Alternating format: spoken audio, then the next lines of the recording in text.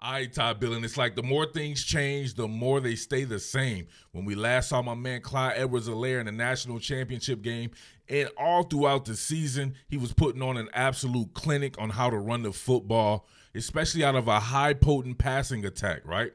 So imagine this. He goes from LSU, the most potent, high-powered passing attack in college football, to the damn Kansas City Chiefs, the NFL version of the most high-powered passing attack in all of football, complete with a wealth of weapons beyond even what LSU had. It's absolutely crazy how much or how many weapons the damn Kansas City Chiefs have, not to mention a fire-ass offensive line that is absolutely getting after it. And I think the addition of my man Clyde Edwards-Helaire and Kelechi Osemele, who we saw with Baltimore Ravens for all those years, absolutely getting after it, along with the guys that they already had on the offensive line, Mitchell Schwartz and Eric Fisher and guys like that.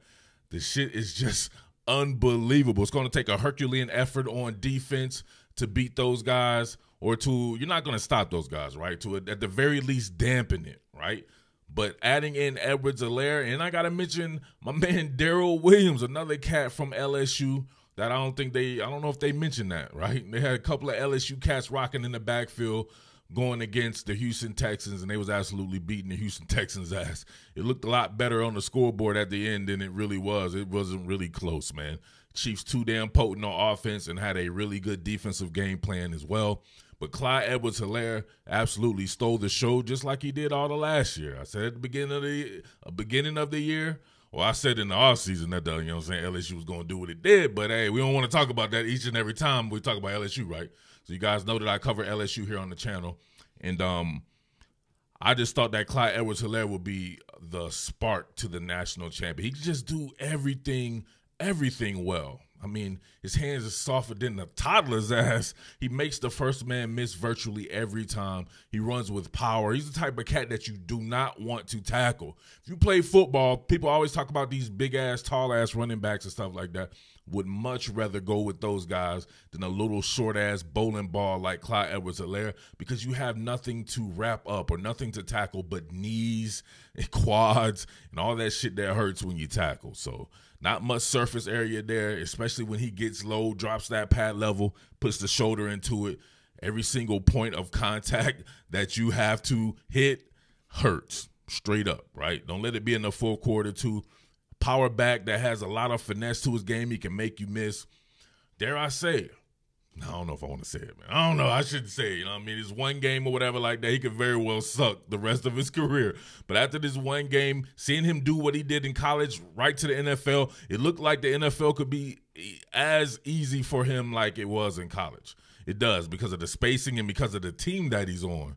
But, man, kind of looked like a young Barry Sanders out there, right? He can make you miss. The thing about Barry, people remember all the crazy stuff with the make you miss stuff. Clyde Edwards-Helaire has that in him, but he's a little bit more north and south than Barry Sanders. But he can make you miss like you wouldn't believe. He will make somebody look silly each and every game. Somebody's going to be on a highlight each and every game. He's going to make somebody miss. It's going to be spectacular. But I love how he gets north and south. But just the stature of him and how he's built, those quads, those damn calves. His calves is thick like most people's quads, right? His calves look like your quads out there.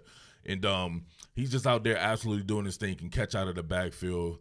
Really great football intelligence, everything. I just love everything about them, man. Matter of fact, man, let's just go ahead and get into a little bit of a film study on a few of the runs that he did. Obviously got to work with the TV copy because it's pretty much right after the game here, and we got to do what we do. So, of course, man, it's film study. No full plays will be shown. Stuff will be paused and rewound ad nauseum. Got to keep telling these people this shit. This is not a highlight channel. Take your ass to a highlight channel. I'm just trying to study the nuances of the game here for you guys and teach you guys what football is really about, man, with the offensive line. Let's get it. What more can I say? Top Billin. All right, so you have to respect the Kansas City Chiefs and how they deploy their personnel, right? I told you before, a wealth of lethal personnel, a lot of efficiency with the offense, not necessarily trying to go deep all the time. They will take what the defense gives them, and then they're working with a ton of space as well, right? They're crazy plus line splits, crazy plus splits past the numbers. Everything that you can think of, they try to dip their hands into. So if we were to see something like this, right, got a 3-by-1. You got the best tight end in the game right here, in my opinion, Travis Kelce. Backside, you have, look at this, plus splits. Look at the splits from the receiver. So you have a plus split way out there. You know it's man-to-man coverage. You got Zach Cunningham walked over Travis Kelce. I believe they're swinging McCole Hartman out here. So you have the weak safety here paying attention to that. But this is what makes the cheese. 1, 2, 3, 4, 5. A 5-man box. A 5-man box with the Kansas City Chiefs with their multiple really good offensive linemen, all pro cats here with Clyde Edwards-Helaire left. It's going to be, right, if you count it up, it's going to be one-on-one. It's going to be one-on-one. So all he has to do is make the first man miss, and the rest is history. So we see it here, inside zone, boom. Jacob Martin, nope, no bueno. Oh, what did I just see? What did I tell you? What did I tell you? Right, make the first man miss. She does right here with Martin.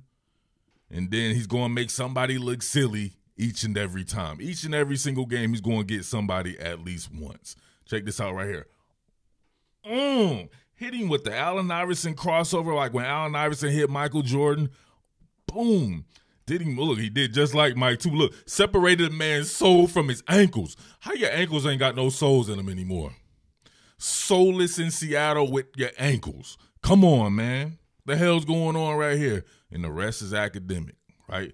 Enough to where they can't catch him. Now, Clyde Edwards-Helaire is not the fastest guy in the world. We ain't going to see him with 80 and 90-yard touchdowns in the NFL, but he will consistently get you 15 and 20 yards or 40 yards, right? Get you some explosive plays, but, man, he's going to live and die with those 7 and 8-yard runs each time just because you can see it right here. It's just too much, too light of a box.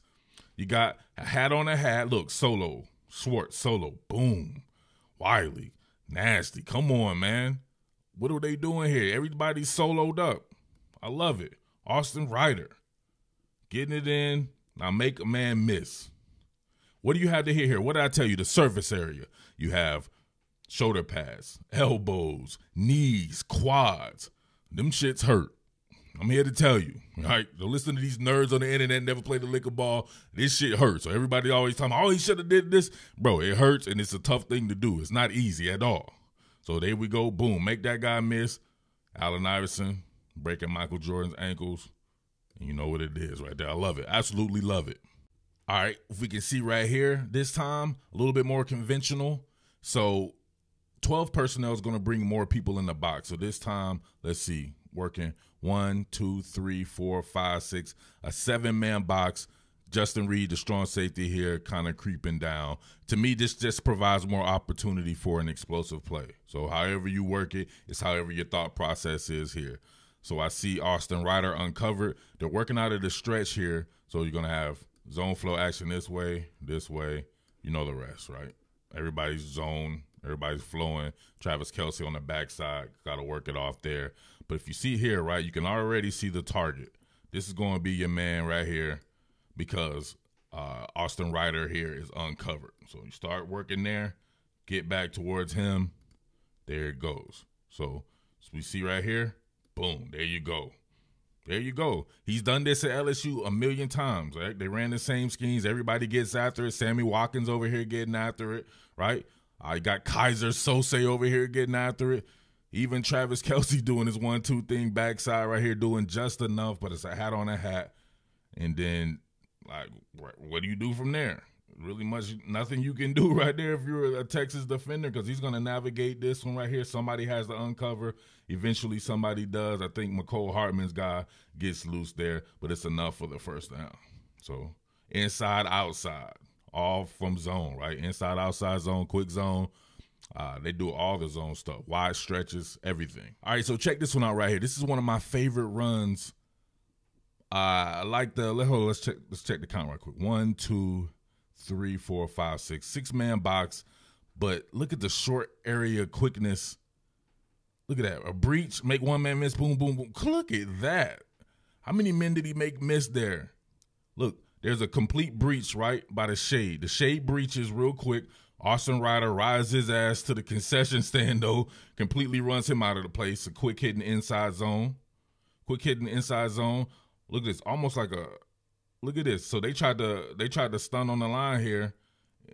Osemele sees it, Bang. Look at that collision right there. That's a collision for your ass, right? That's a man's collision.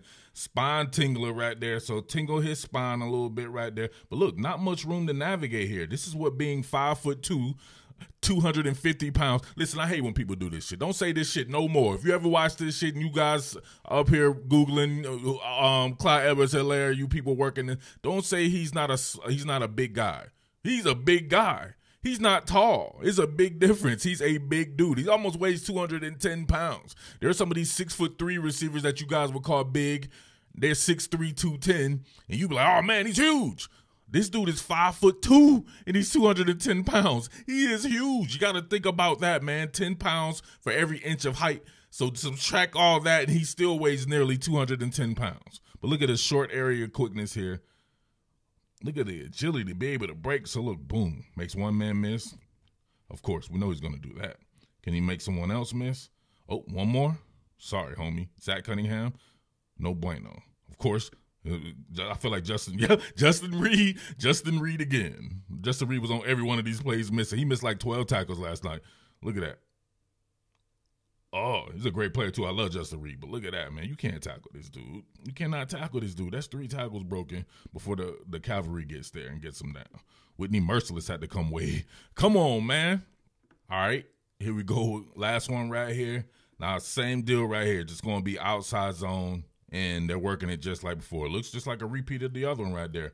You can see same exact deal right here. Ryder gets up on his man. This man has to navigate through Kaiser and then Sammy Watkins blocking again there. Look at that. But this time, Justin Reed uncovers from Sammy Watkins, and he finally makes a tackle, I believe. Yeah, Justin Reed finally making a tackle right there. But you can see everybody working in concert here. Everybody working perfectly in concert. Travis Kelce, it looks just like that play, right, a couple of plays ago. Him navigating through and everything. But this time, it's just enough for a first down. But you can see right there, man, he can make something out of nothing. Cinderella, right? From nothing to something. So Clyde Edwards-Helaire on the Kansas City Chiefs. As soon as it happened, I was like, man, that's brilliant, right? That's brilliant. You wouldn't expect it, Clyde Edwards-Helaire, in my opinion, to go before DeAndre Swift, because DeAndre Swift brings a lot of the same tools, and he's a little bit more explosive. He's just a flat out better athlete. But Clyde Edwards-Helaire just seems to fit, right? He does everything well. Just not as an explosive as an athlete, but his short area quickness, his running style, running with power and everything like that, it fits the Kansas City Chiefs, and I think it takes the offense up another level, right? I love Damian Williams too, right? He's a very good back. Darrell Williams. And Damian Williams, obviously, he'll eventually play with Clyde Edwards-Helaire whenever he comes back, if it's the next season or whatever like that. Or if he does come back, right? Probably don't need him now. You know what I'm saying? Shout outs to him, though. But what Clyde Edwards-Helaire brings, and then with a bigger guy like Darrell Williams, who looks to be in very good shape, man. He wasn't in that good a shape at LSU. He's in very good shape now, man. Kansas City Chiefs, off the chain, man. But I will say this, though. You're going to have a team that has a great organic pass rush. Going to have a team that goes about 3 or 4 deep with premium defensive backs. And you got to have some second-level players that are fast enough to pretty much spy Patrick Mahomes a little bit there. You're going to have to do a little robbing of the middle of the field. I think there are some teams out there that can do that, though, right? But say right now, the Tennessee Titans, that's one of the teams. I want to see the Tennessee Titans play the Chiefs again. I think that's going to be crazy. Man, the Pittsburgh Steelers defense, they kind of, I think of them a little bit like that. Maybe got to see what's going on the back end, a couple of spots there. Green Bay has a nasty-ass defensive backfield with tons of speed there. And Christian Kirksey at linebacker spot. And we know they can get some organic pressure with the Smith brothers, right? There's some teams out there, man. There's a whole bunch of teams out there. But we'll get into a little bit more of that. But, man, I wanted to brag on your man Clyde Edwards-Helaire here just because I've seen him do this shit at LSU. And it's just crazy to see him. His first game there, making it look just like LSU. But, all right, man, with that being said, it's your boy Murph, the Underground King. Make sure you like this bad boy. Tell a friend to tell a friend. Comment on there and tell me what you think about the addition of Edwards-Helaire and which defense do you think could dampen this a little bit. You're still not going to stop it, but who could dampen enough, and then who has an offense that could take over, of course, maybe limit some possessions there. I don't know. Tennessee Titans, that could be one of them, though, but Green Bay as well. Got a running game I think is going to be a little bit more potent this year. So we should see about that. All right. With that being said, though, your boy Murph is out. Peace. What more can I say? Top Billin.